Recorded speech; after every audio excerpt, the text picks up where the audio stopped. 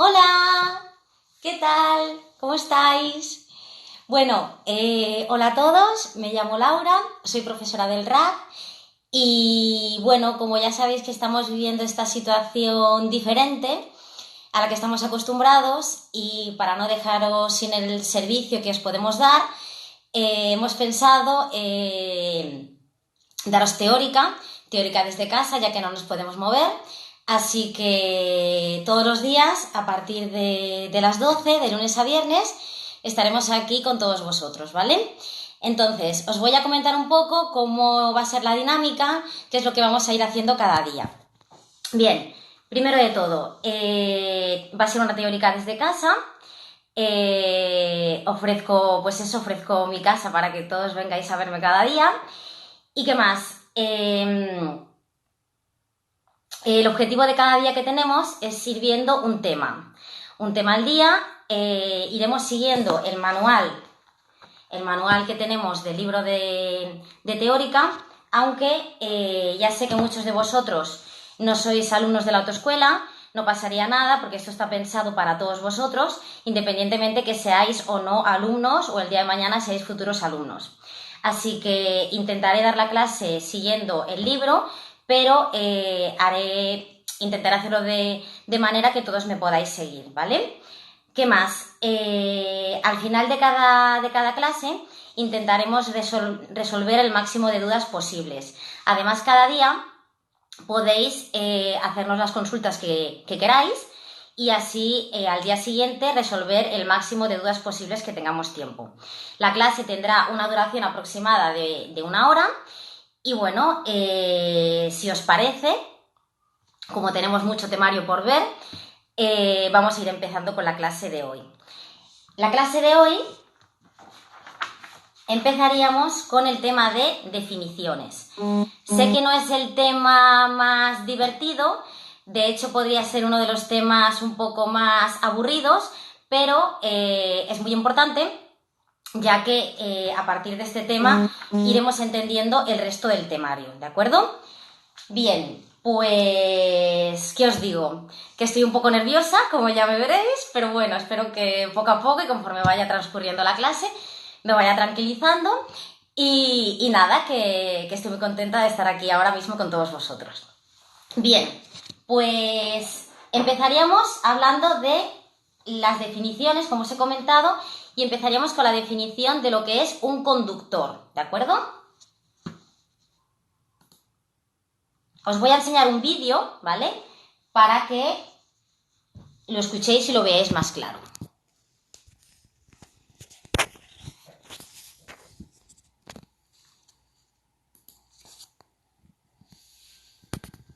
Conductor. Se considera conductor a la persona que maneja el mecanismo de dirección o va al mando de un vehículo. También es conductor la persona a cuyo cargo está un animal o animales y, en los vehículos que circulan en función de aprendizaje de la conducción, la persona que está a cargo de los mandos adicionales.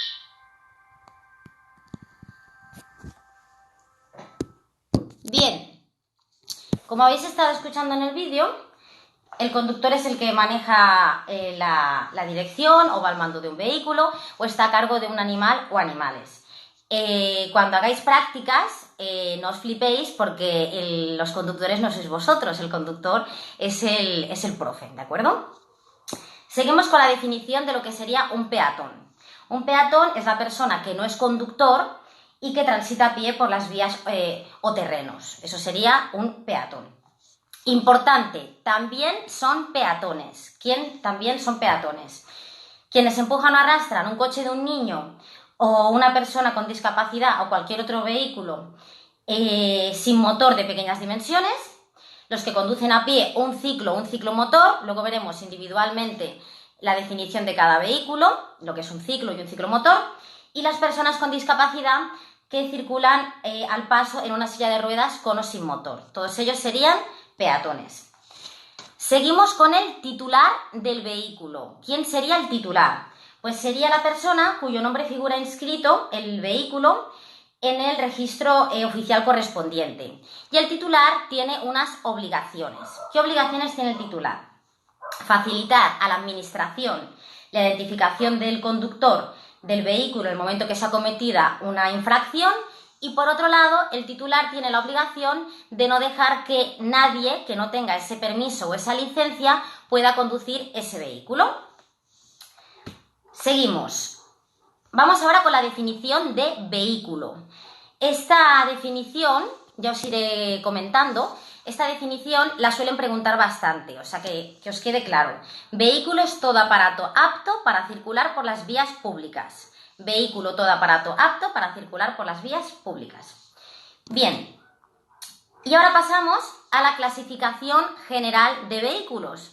Y esto, chicos, es muy importante, porque el resto del temario va en función de, bueno, de todo lo que estamos viendo ahora, ¿no? O sea, hay conceptos que tienen que quedar claros, y uno de ellos sería la clasificación de vehículos. En primer lugar, tenemos a los vehículos de motor, que son aquellos que están provistos de un motor para su propulsión. Eso quiere decir que, bueno, que se moverían por ellos mismos, ¿de acuerdo? Dentro de los vehículos de motor tendríamos dos grupos, los automóviles y los vehículos especiales. Los automóviles son vehículos de motor que sirven para el transporte de personas o cosas o de ambas a la vez. Y los vehículos especiales serían autopropulsados o remolcados. Cuando dice autopropulsado se refiere a que también se pueden mover por ellos mismos, y remolcados que se engancharían a otro vehículo para que nos entendamos y se puedan mover. Dentro de los vehículos especiales, que sepáis que los tenemos agrícolas, de obras y de servicios. Bien, luego tendríamos los vehículos no considerados de motor. Los no considerados de motor sí que tienen motor, pero no estarían considerados vehículos de motor, ¿vale? Y ahí, por ejemplo, tendríamos al ciclomotor. Y el último grupo, que sería el grupo más pequeño, serían los vehículos sin motor. Si os parece, os voy a ir comentando lo que serían vehículos automóviles, vehículos de motor, automóviles. Ahí tendríamos, por ejemplo, a la moto, una moto con sidecar, un vehículo de 3 ruedas, un cuadriciclo. Y en el cuadriciclo quiero hacer una pausa. En el reglamento, en el libro, os habla de cuadriciclo y cuadriciclo ligero. El cuadriciclo, o en algunos test lo llaman cuadriciclo de motor, es un automóvil y su velocidad máxima sería 70 km por hora. Esto también os lo pueden preguntar. Esto el cuadriciclo. Y luego tenemos el cuadriciclo ligero. El cuadriciclo ligero es lo que algunos le llamáis el TACA, que es un ciclomotor de 4 ruedas, y esto no es un automóvil, es aquel coche que vemos pequeñito, ¿de acuerdo? O sea que no podemos confundir lo que sería un cuadriciclo o cuadriciclo de motor con un cuadriciclo ligero. Sigo con automóviles y tenemos, por ejemplo, el turismo, el coche, el derivado de turismo, que ahora lo veremos, el vehículo mixto adaptable, autobús, trolebús, camión, furgoneta, tractocamión, vehículo articulado y tren de carretera. Estos serían todos automóviles, chicos. Y dentro de los vehículos de motor, como hemos dicho, teníamos los automóviles y los vehículos especiales. Dentro de los especiales tendríamos, por ejemplo, el quad que todos sabéis lo que es, un tractor, un motocultor y la máquina automotriz. Estos serían especiales y serían autopropulsados, lo que hemos comentado, que se moverían por ellos mismos. Y luego también los tendríamos remolcados. Y aquí tendríamos el remolque agrícola o la máquina remolcada. Bien, hasta aquí estarían los vehículos de motor. Ahora vamos a los vehículos no considerados de motor. Aquí tendríamos, por ejemplo, a los ciclomotores, pero cuidado porque cuando habla de ciclomotores tenemos ciclomotores de 2, de 3 y de 4 ruedas.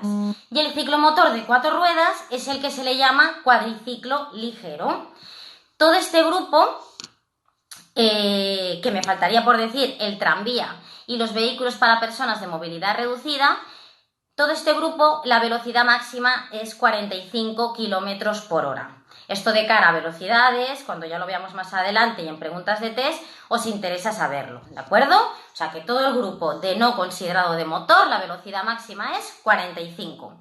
Y diferenciamos lo que es un cuadriciclo, que es un automóvil, con un cuadriciclo ligero, que es un vehículo no considerado de motor, y la velocidad máxima hemos dicho que es 45.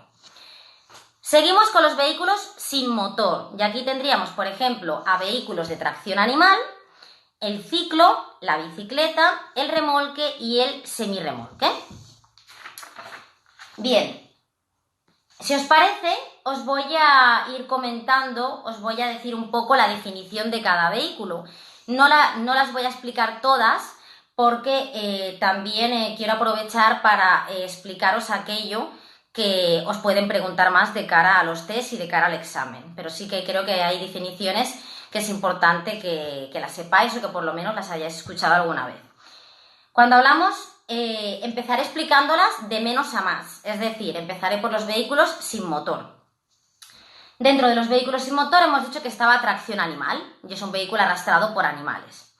También tenemos el ciclo, y aquí quiero que diferenciéis. No es lo mismo un ciclo que una bicicleta, pero a efectos prácticos, cuando un test os habla de un ciclo, realmente está haciendo referencia a una bici, ¿vale? Pero por definición no sería lo mismo. El ciclo dice que al menos tiene 2 ruedas, o sea que como mínimo tiene 2 ruedas y está propulsado exclusivamente o principalmente por la energía muscular de las personas que van sobre él, normalmente por medio de pedales, ¿de acuerdo? Y luego tenemos la bicicleta, y la bicicleta es un ciclo de 2 ruedas. Y recordar que si os hablan de ciclo, los test se están refiriendo a una bici.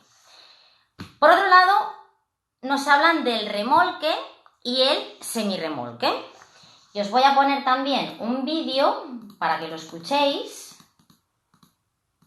Luego os lo explicaré yo y os lo haré un poquito más sencillo. A ver... Vale, os enseño el vídeo.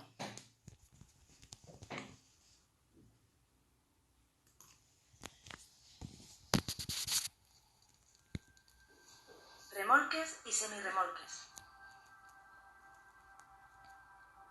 Un remolque es un vehículo no autopropulsado diseñado y concebido para ser remolcado por un vehículo de motor.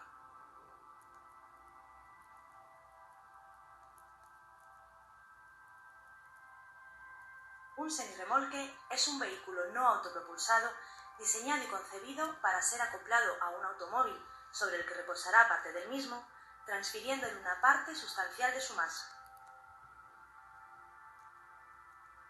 Los remolques y semirremolques se clasifican en ligeros, cuando su masa máxima autorizada no excede de 750 kilogramos, y no ligeros, cuando la sobrepasan.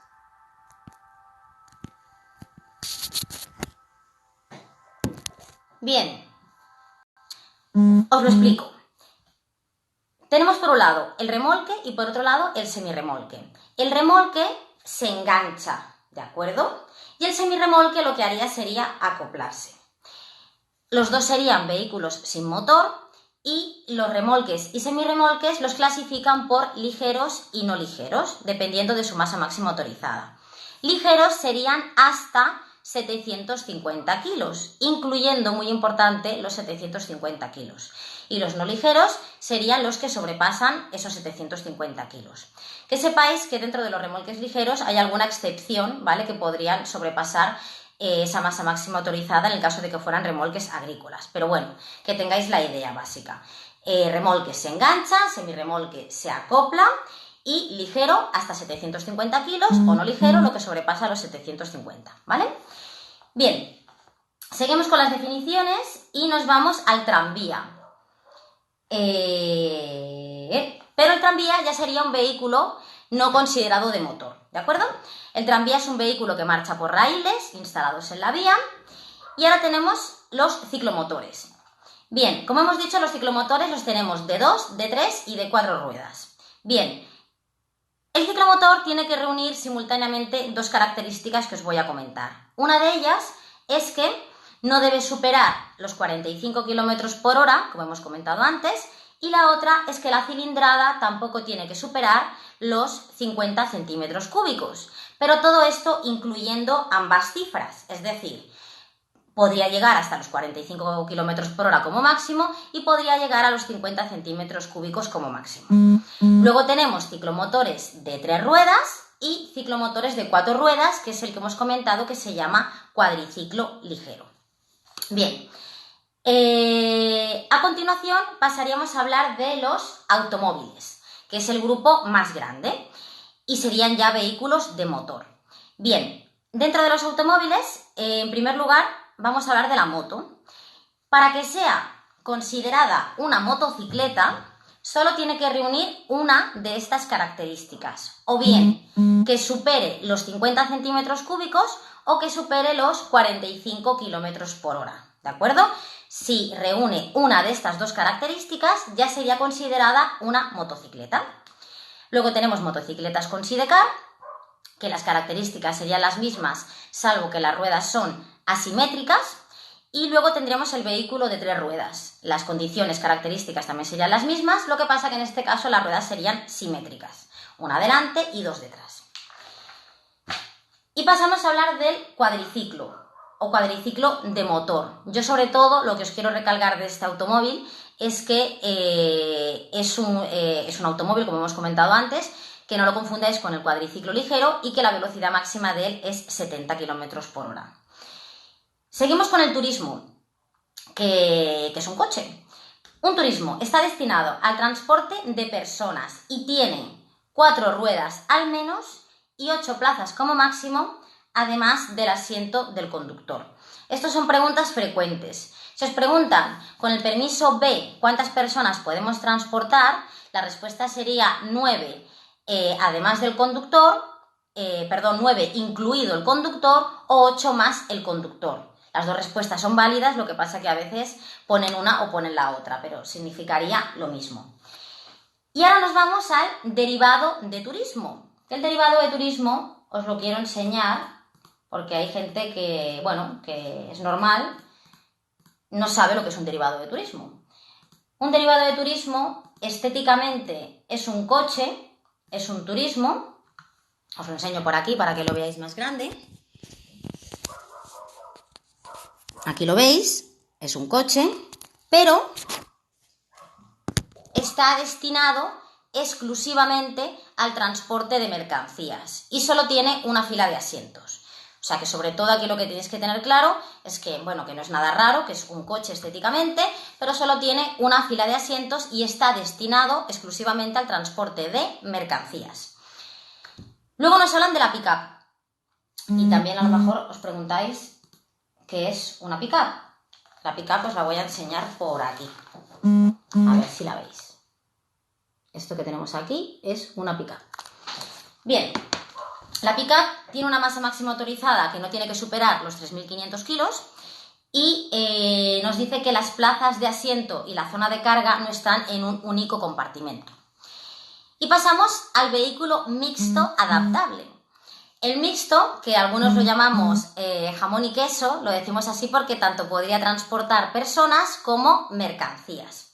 El vehículo mixto, que sí os lo puedo enseñar aquí en grande, que también a lo mejor os preguntáis qué es o cómo es el que tenéis aquí. Esto sería un vehículo mixto adaptable.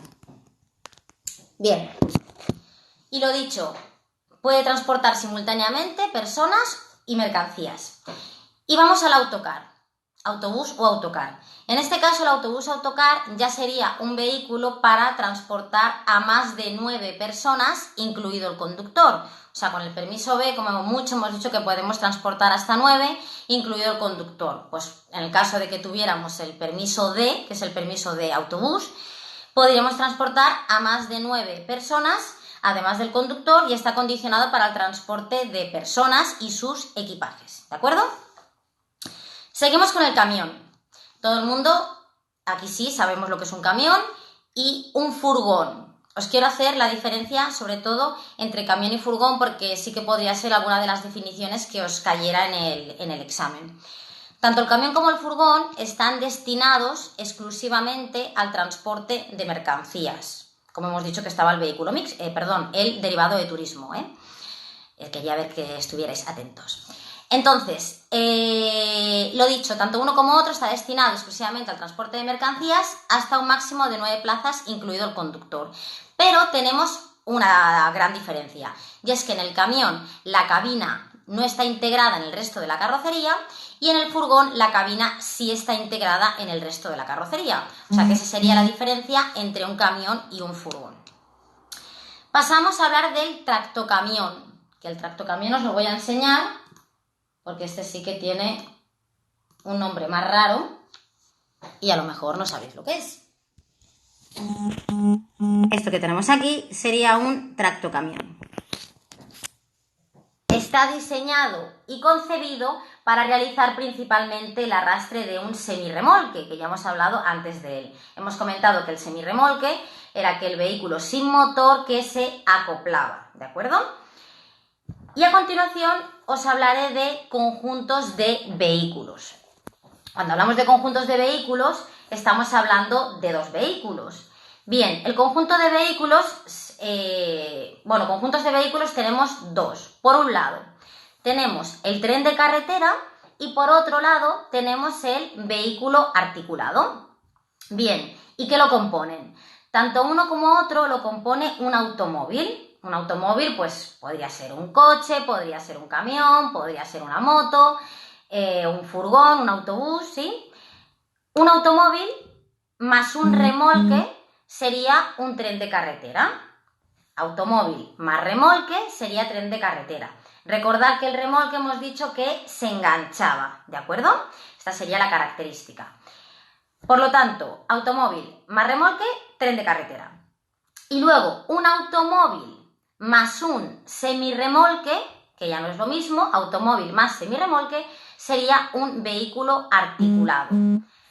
Diferenciarlo, ¿de acuerdo? Os voy a poner aquí una imagen para que lo veáis. Por ejemplo, aquí tenemos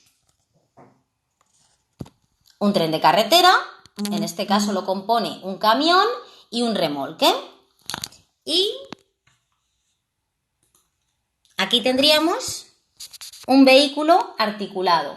Si os fijáis, lo que veis de color verde sería el tractocamión y lo que veis de color blanco sería el semirremolque. Y esto sería, un vehículo articulado, ¿de acuerdo? Recordad que tenemos dos, o sea, dos conjuntos de vehículos, el tren de carretera y el vehículo articulado. Bien, hasta aquí estarían los vehículos de motor, en este caso, automóviles. Pasaríamos ahora a comentaros los vehículos especiales. Los que os voy a hacer un poco de más reseña en este caso sería el tractor, que os podrían preguntar por él. La definición del tractor, que la tengo por aquí, sería un vehículo autopropulsado de dos o más ejes. ¿Qué son los ejes, chicos? Los ejes serían, pues, perdonadme un segundo. Un cochecito que tenemos aquí, ¿vale?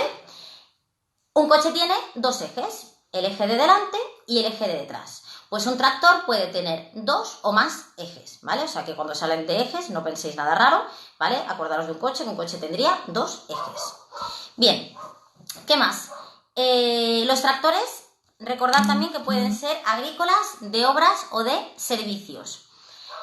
Y por otro lado, os quiero también comentar que la velocidad, esto lo veremos como os he dicho más adelante, pero que lo tengáis en cuenta, la velocidad de un vehículo especial como norma general, porque luego también veréis que tenemos excepciones, sería 40 km por hora. Hay algunos vehículos especiales que podrían llegar hasta los 70, pero normalmente cuando os pregunten por un vehículo especial, recordad que la máxima es 40.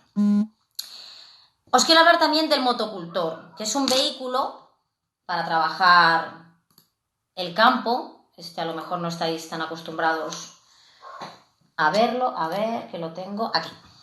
Esto sería, chicos, un motocultor. El motocultor, como podéis ver, solo lleva un eje y se conduce a pie. Entonces, como se conduce a pie, pues 40 km por hora en este caso sería mucho. La velocidad máxima de un motocultor sería 25 km por hora. Os hago también un poco de hincapié porque la velocidad del motocultor es otra que también la suelen preguntar. También hemos comentado que los vehículos especiales podían ser remolcados o autopropulsados Y como remolcados tendríamos el remolque agrícola y la máquina remolcada, ¿vale? Hasta aquí, un poco por encima, las definiciones de los vehículos, chicos. Ahora pasaríamos a hablar de las definiciones relativas a la vía. Bien, cuando hablamos de definiciones relativas a la vía, lo primero decir que la vía es el espacio donde se desarrolla la circulación, que puede ser una calle, una carretera, un camino público, privado, pero sobre todo quedaros con que es el espacio donde se desarrolla la circulación. Y ahora veremos las partes fundamentales de la vía, que esto también es básico, muy importante para comprender el resto del temario. Os pongo también un vídeo para que visualmente tengáis más claro las partes fundamentales de la vía.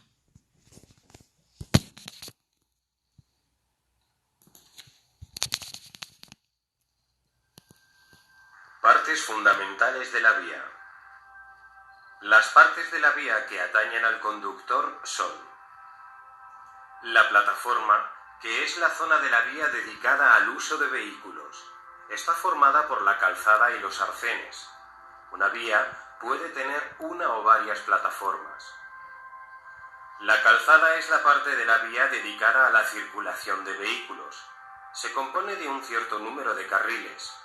Una vía puede tener una o más calzadas.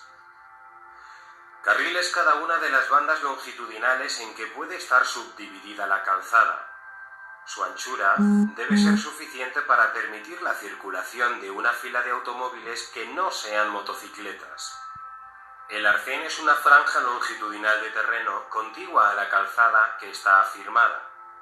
Salvo en circunstancias excepcionales, el arcén no está destinado al uso de automóviles. Bien, a ver, tiene que quedar claro, chicos, que es un carril, ¿vale? Por donde vamos circulando serían los carriles y la suma de los carriles sería la calzada. Lo que tenemos de los laterales de los carriles sería el arcén, ¿de acuerdo? Y otra cosita más que os quiero enseñar, y aquí se ve muy bien, ¿vale? Es esto que tenemos aquí en medio. Esto que tenemos aquí sería la mediana, ¿de acuerdo? Aquí si os fijáis, lo que tenemos sumado sería la suma de calzada y arcenes, sería la plataforma. Y aquí lo que tenemos en medio sería la mediana, que ahora os explicaré también definiciones de la vía, ¿de acuerdo? Bueno, pues esto que quede claro, ¿eh? Entiendo que se ha quedado. Bien, os pueden preguntar qué se considera una calzada estrecha. Calzada estrecha, que hemos dicho que es la suma de los carriles. Calzada estrecha sería la que tiene 6,5 metros o menos de ancho. 6,5 metros o menos de ancho. Eso sería una calzada estrecha. Y también nos pueden preguntar qué sería un carril estrecho. Pues un carril estrecho es aquel que tiene menos de 3 metros de ancho. Quedaros con esto. Luego tenemos definiciones como que es una recta, que es el tramo de vía que no cambia de dirección. Luego tenemos la curva, que es el tramo de vía que esta sí que cambia de dirección. También tenemos las curvas de visibilidad reducida, que son las que no nos permiten ver el ancho total de la calzada en una longitud suficiente. Y a continuación nos habla de el rasante. Un rasante son dos tramos de vía de distinta inclinación. Aquí tener en cuenta que cuando os hablan de rasante, también nos van a hablar de cambio de rasante. Y los cambios de rasante los podemos tener con visibilidad o sin visibilidad. Por ejemplo, si el cambio de rasante es hacia abajo, sería un cambio de rasante con visibilidad. Pero si tenemos un cambio de rasante que sube y luego baja, pues sería un cambio de rasante sin visibilidad, chicos. ¿Qué más? Mediana, que la hemos comentado, que es lo que os acabo de enseñar ahora en pantalla.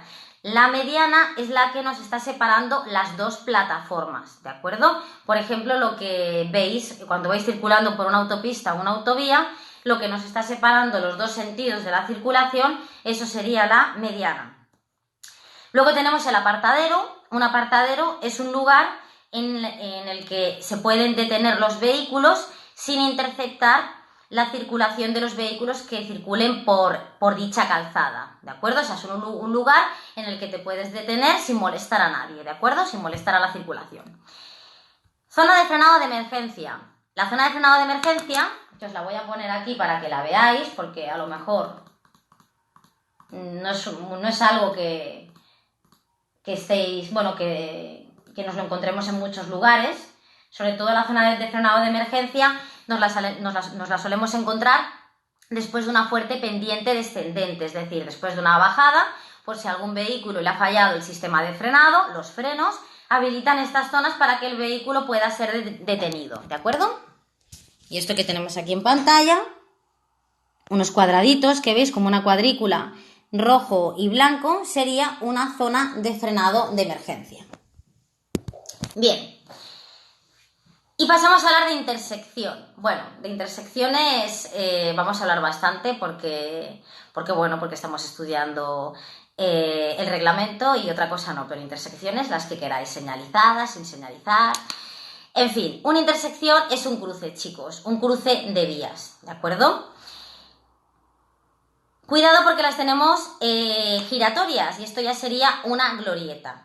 Una intersección especial en la que se gira alrededor de un elemento central. Ese elemento central que se deja constantemente a la izquierda. Esto os lo pueden preguntar. ¿Dónde se deja la parte central de una glorieta? Pues contestaréis que se deja siempre a la izquierda. Tener en cuenta también que las salidas siempre estarían a la derecha, ¿de acuerdo? Luego nos hablan del paso nivel, que es el tramo en la vía, es el tramo en la que se cruzan a la misma altura una vía y una línea de ferrocarril con una plataforma independiente. También nos hablan de una isleta. Y a continuación os quiero comentar las vías ciclistas. Bueno, sobre vías ciclistas, que sepáis que hay un montón. Hay un montón, pero también os digo que no suelen preguntar por las vías ciclistas, pero que tengamos una idea de qué es. Por un lado tenemos la vía ciclista, que es una vía que está acondicionada y señalizada con una señalización vertical y horizontal, que es la que podéis ver aquí. Esta sería la horizontal, la que veréis en el suelo, y esta sería su señal vertical. Bien, y está reservado, por supuesto, para el tráfico de ciclos, que hemos dicho que eran bicicletas. Luego tenemos el carril bici, que es el que está adosado a la calzada. Tenemos carril bici protegido, que en este caso lo separan elementos físicos de la carretera para hacerlo más seguro. No sé si aquí también lo podéis ver. Este que tenemos aquí sería el carril bici protegido. La acera bici sería una vía ciclista pero sobre la acera. La pista bici y la senda ciclable. Sobre la senda ciclable sí que os van a preguntar bastante. No la definición, bueno, la definición. Os van a preguntar, a ver que la acabo de pasar, os van a preguntar por la señal de la senda ciclable. Yo os la enseño por aquí para que la podáis ver. Esta señal que tenemos aquí sería la señal de la senda ciclable. Bien, y hago un poquito de hincapié en esta señal porque os van a preguntar quién tiene preferencia con esa señal. Y aquí tenéis que recordar, chicos, que tienen prioridad tanto los ciclos como los peatones, ¿vale? Bicicletas y peatones son los que tendrían preferencia en estos lugares, en las sendas ciclables. Estaría en espacios abiertos, fuera del tráfico motorizado, como podrían ser parques, jardines o bosques, que os suenen. Y ahora pasamos a hablar de el concepto de dirección y sentido, que también es importante. Una vía, chicos, puede ser recorrida en uno o en dos sentidos, es decir, si circulamos por una carretera convencional, que sería doble sentido, podríamos ir del punto A al punto B y por la misma calzada también podríamos ir del punto B al punto A. Esto sería una vía de doble sentido. Y luego tenemos vías de sentido único. En este caso, os hablo, por ejemplo, de la autopista. La autopista o la autovía serían vías de sentido único. Por una calzada podemos ir del punto A al punto B, pero no podemos ir jamás del punto B al punto A, porque estaríamos circulando en sentido contrario. Por lo tanto, que quede claro lo que sería dirección y sentido, una vía de sentido único o una vía de doble sentido. Y ahora pasamos a hablar de la clasificación de las vías. Lo vamos a intentar hacer de una manera fácil y que me entendáis. A ver, por un lado tenemos las vías de poblado, ¿de acuerdo? Vías de poblado tendríamos dos. En este caso, la vía urbana y la travesía. Cuando hablamos de vía urbana, nos estamos refiriendo al casco urbano, o sea, las calles, ¿de acuerdo? O sea, la vía urbana por donde ahora no podemos apenas circular. Y la travesía sería la carretera que cruza el poblado.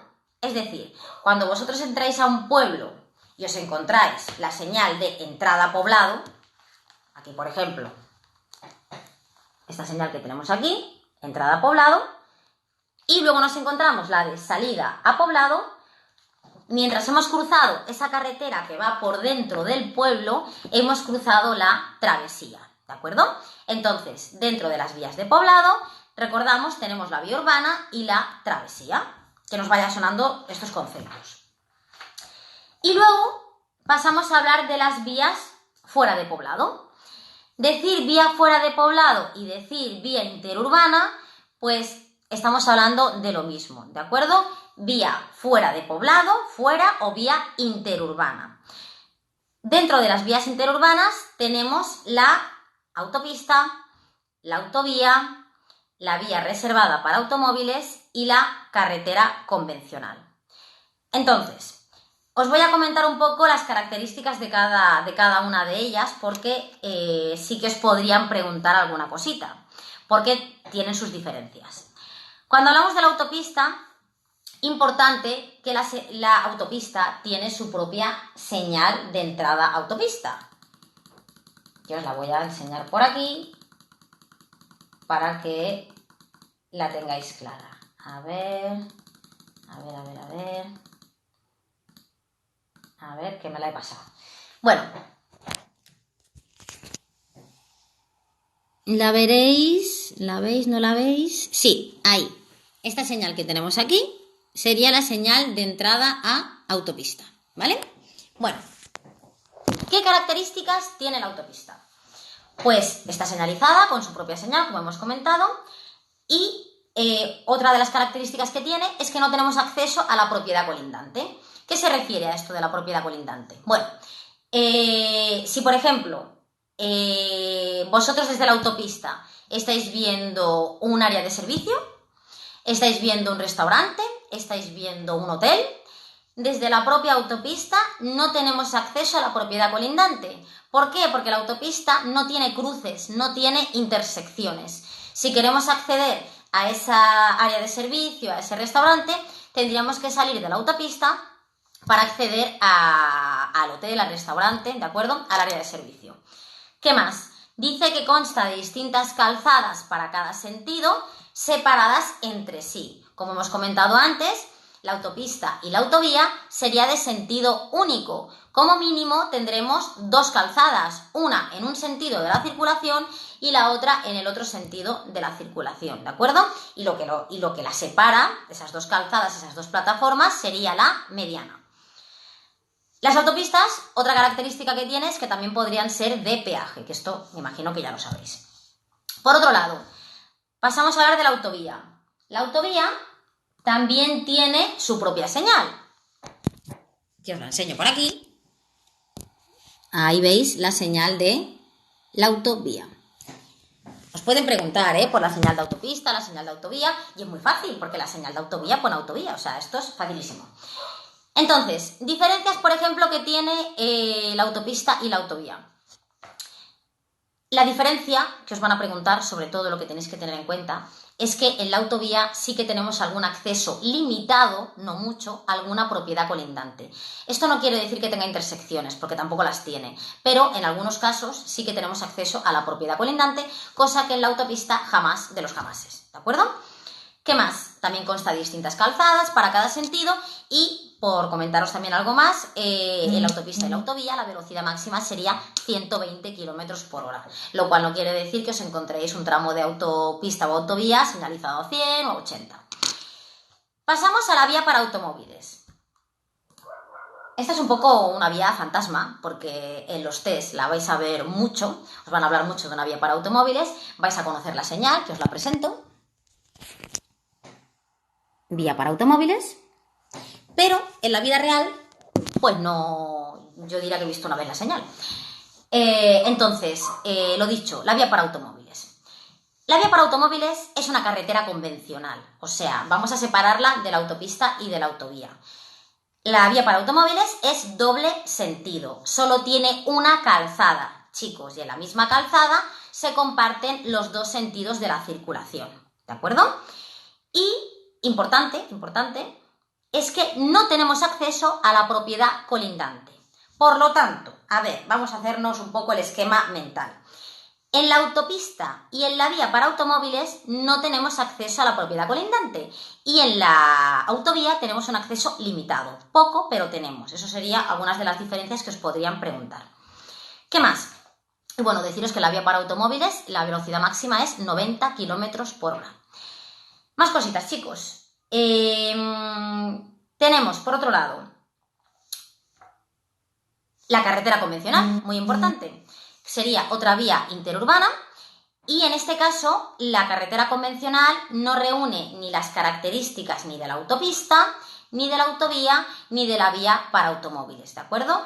La carretera convencional sí que tiene intersecciones, por lo tanto sí que tendríamos acceso a la propiedad colindante. O sea, la carretera convencional sería lo más parecido a una vía para automóviles, pero teniendo en cuenta de que en la vía para automóviles no tenemos acceso a la propiedad colindante y en la carretera convencional sí. También comparten, os la enseño por aquí, carretera convencional. También os comento que la velocidad máxima de una carretera convencional, al igual que la vía para automóviles, sería 90 km por hora. Bueno, otras definiciones que quiero que tengáis una idea, ¿vale? Tenéis que saber o tener una idea de lo que es la tara del vehículo. Os pueden preguntar, aunque no es muy frecuente, ya os lo digo. Tenemos la tara, que es la masa del vehículo con su equipo fijo autorizado, sin personal de servicios, pasajeros ni carga, y con su dotación completa de agua, combustible, lubricante, repuestos, herramientas y accesorios necesarios. Casi nada. ¿Qué más? Luego tenemos la masa en carga, que es la masa efectiva del vehículo y de su carga, incluida la masa del personal de servicio y de los pasajeros. La masa por eje, que es la que gravita por el suelo transmitida por la totalidad de las ruedas acopladas a ese eje. La masa máxima autorizada, que esta sí que hablaremos más. Os pueden preguntar cuál es la masa máxima autorizada del permiso B, que serían 3.500 kilos, ¿de acuerdo? Masa máxima autorizada para el permiso B, esta cifra la tenemos que recordar, chicos, 3.500 kilos. Es la masa máxima para la utilización de un vehículo con carga en circulación por las vías públicas. Y luego tenemos la masa máxima autorizada del conjunto. Suma de las masas del vehículo de motor cargado y del remolque arrastrado cargado para su utilización por las vías públicas. Bueno, y ahora, porque claro, con este ritmo que llevo, pues prácticamente, he terminado ya el tema 1. Os voy a hacer alguna preguntita de test, ¿vale? Vosotros también, como ya sabéis, podéis preguntar lo que me podéis ir haciendo preguntas, ¿vale? Y también puedo ir interactuando con vosotros. A ver, preguntita de test. A ver, vamos a empezar por una muy fácil, ¿vale? A ver, os la enseño por aquí. Bueno, mejor os la voy leyendo. Vehículos todo aparato. A, que tiene un motor. B, que está en la vía pública. O C, apto para circular por las vías públicas. Bueno, me parece a mí que esta es muy fácil y os la sabéis todos, ¿no? Vehículos todo aparato apto para circular por las vías públicas. Como os he dicho, esta era una pregunta bastante frecuente. Otra pregunta que os hago. A ver, el automóvil es un vehículo de motor que sirve normalmente A, para la realización de trabajos agrícolas, B, para realizar obras o determinados servicios, o C, para transportar personas o cosas, o ambas a la vez, o para la atracción de otros vehículos con ese fin. ¿Qué me decís? Pues también creo que está bastante clara, ¿no? Que sería la C. El automóvil es un vehículo de motor que sirve normalmente, como hemos dicho, para el transporte de personas, cosas, o de ambas a la vez, o para la atracción de otros vehículos con ese fin. Y ahora os voy a enseñar una. A ver qué os parece esta. Desde el punto de vista de la circulación, ¿es una motocicleta un automóvil? A. Sí, porque es un vehículo que se mueve por sí mismo. B. No, porque los automóviles no son turismos. C. Sí. Bien, chicos, no os podéis olvidar de que la motocicleta es un automóvil. Es decir, cuando hablamos de automóviles, no me digáis por qué, pero se os viene únicamente a la cabeza un coche. Pero recordad que un automóvil puede ser un coche, puede ser un camión, puede ser una motocicleta, ¿de acuerdo? Un vehículo mixto, un derivado de turismo, conjunto de vehículos que teníamos el tren de carretera, el vehículo articulado, todos ellos son automóviles, ¿de acuerdo? ¿Qué más? Os voy a comentar también algún truquito a la hora de que hagáis test. Yo os voy a mandar deberes cada día y la idea es que cada día intentéis hacer, yo a mis alumnos de teórica les mando 10 test diarios para que hagan al día. Y ahora es un buen momento, ¿no? Porque tenemos tiempo y podríais hacer test. Cada día, como os he dicho, iremos viendo un tema. Pero yo os recomiendo que cuando hagáis test los hagáis de todos los temas, que tampoco os centréis haciendo solamente el test de tema. Porque ya veréis que hay muchas preguntas que se repiten y a medida que vais haciendo test, que falláis, que volvéis a hacer esos test, veréis que día a día también se os van quedando tanto las preguntas como las respuestas. Llega un momento en el que de hacer tantos test, hasta la respuesta correcta os hace luces, en plan estoy aquí porque la tenéis súper clara. Entonces, os recomiendo que hagáis cada día test. Cuantos más podáis hacer, pues mejor. Como ya sabéis, la DGT ha cancelado tanto los exámenes teóricos como los exámenes prácticos, pero también no sabemos cuánto puede durar todo esto. Y si aprovechamos ahora que vamos a estar en casa, pues sería un buen momento para tener la teórica, por la mano y que en cuanto la DGT nos abra las puertas, os podáis apuntar a examen y aprobar el examen teórico con 0 fallos, Ese tiene que ser nuestro objetivo, chicos, aprobar la teórica a la primera y sin fallos, porque así quedamos mejor, ¿de acuerdo? ¿Qué más? Algunos disponéis del material, algunos tenéis el libro, ¿vale? Los que ya estáis matriculados en la autoescuela, tenéis el libro. Los que no, a lo mejor en casa podéis rescatar algún libro de algún familiar, de algún hermano. Por otro lado, los alumnos tienen una aplicación para que puedan hacer test desde casa, pero también os digo que intentéis descargaros cualquier otra aplicación para que hagáis test. La bolsa de test que tiene la DGT es muy grande, o sea, hay muchísimas preguntas y a veces lo mismo nos lo están preguntando de 1000 maneras diferentes, aunque nos quieran decir lo mismo. Cuanto antes os empecéis a familiarizar con el tipo de vocabulario que utiliza también la DGT, ¿vale? Que ya veréis que son muy educados, que siempre nos están hablando de usted cuando hagáis un test. Así que cuanto antes os empecéis a familiarizar, mucho mejor. Y como os decía, os voy a dar algún truquito, ¿vale? Para hacer test. A ver, hay una serie de preguntas que suelen ser falsas, pero cuidado porque a medida que vayamos avanzando en el temario, veréis que empezamos a hablar de normativa, de unas normas. Esas normas suelen tener la gran mayoría excepciones. ¿Y qué pasa? Que por un lado está la norma, como os digo, y por otro lado la excepción. Entonces, el tipo de respuesta que es cerrado, y cuando es cerrado me refiero a que dice únicamente tal, siempre Pascual, ¿vale? O sea, el tipo de respuesta de solamente, únicamente, exclusivamente, a veces la que dice sí a secas, no a secas, cuidado porque, repito, esto es muy importante, como norma general suele ser falsa. Con esto os digo que también hay respuestas correctas, que la respuesta es sí o la respuesta es no. Pero, como os comentaba, como la gran mayoría de normas tiene alguna excepción, cuando vosotros dais una respuesta cerrada, tenéis que tener muy claro de que esa norma no tiene ninguna excepción, ¿de acuerdo? Así que cuando hagáis test, que ese tipo de respuesta, pues bueno, que la tengáis en cuenta, que suele ser falsa, pero cuidado que no siempre lo es, ¿de acuerdo? Más cositas que os quiero comentar.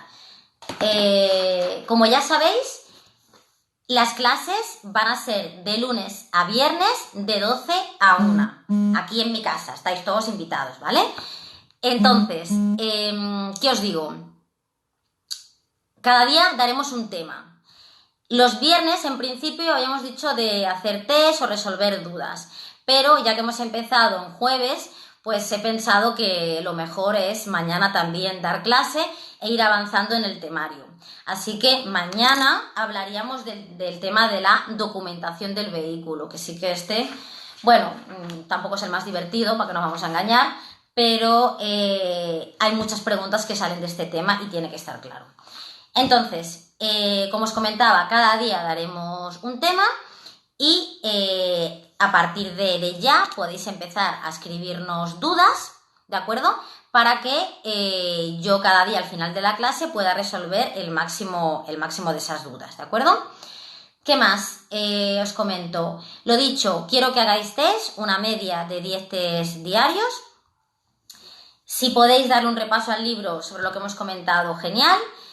Por otro lado, tampoco os recomiendo que os lo leáis, con lo que hacemos aquí en clase, lo que ya hacemos es un resumen e intento recalcaros aquello que os pueden llegar a preguntar más.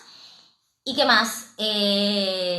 Bueno, no sé, que esto es un poco nuevo para mí, que espero que os haya gustado la clase de hoy, que ya sé que no ha sido la más divertida, pero bueno, que día a día espero que vayáis quedaros con conceptos y que bueno, que vayáis aprendiendo y que a medida que vayáis haciendo los test veáis que esos fallos cada vez van bajando. Y cuidado que no cunda el pánico, porque ahora cuando hagáis test vais a ver que a lo mejor tenéis, pues yo qué sé, 10 fallos, 15, o sea, aquí cada uno, ¿vale? Esto no os preocupéis, pero ya veréis que día a día esos fallos empiezan a descender. Y nada, tenemos que llegar a una media, chicos, de 0, 1, 2 fallos como mucho, 0, 1, 2, más no. Cuando vayamos a examen tenemos que ir así, muy bien preparados, para que no nos puedan pillar en ninguna pregunta. Así que, bueno, me voy a lavar un poquito las manos. Acordaros que nos vemos mañana a las 12 aquí en mi casa, en casa de Laura. Y que nada, que ha sido un placer, un besito muy grande y nada, cuidaros mucho y hasta mañana, chicos. Adiós.